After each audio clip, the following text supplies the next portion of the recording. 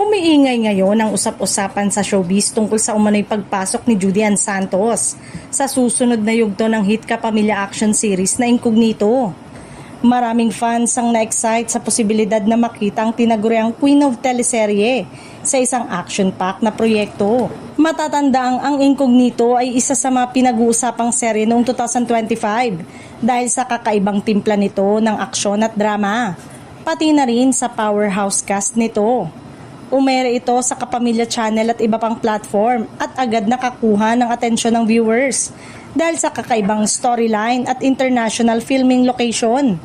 Dahil dito, lalong umugong ang haka-haka na maaaring magdagdag ng bagong karakter ang serye at isa sa mga pangalan na lumulutang ay si Judy Ann Santos.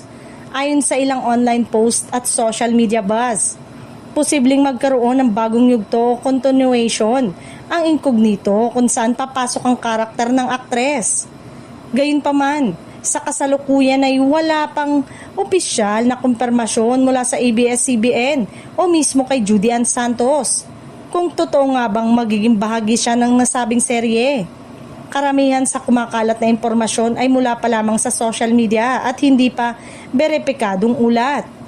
Kung sakaling matuloy, malaking bagay ito para sa fans dahil matagal-tagal na ring hinihintay ang pagbabalik ni Juday sa isang primetime teleserye na may halong aksyon.